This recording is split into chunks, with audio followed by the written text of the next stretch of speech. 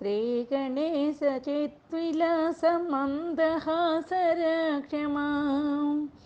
परन्ताम पार्वतीश प्रथमपुत्र पाहि मां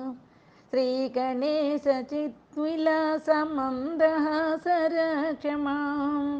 परन्ताम पार्वतीश प्रथमपुत्र पाहि मां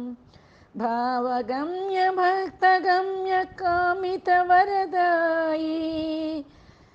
भावगम्य भक्तगम्य कामितवरदायी यक्षगरुडकिन्नरसुरसेवितसुखदायी यक्षगरुडकिन्नरसुरसेवितसुखदायी सर्वकर्ता सर्वभक्त सर्वनेत्राय सर्वकर्ता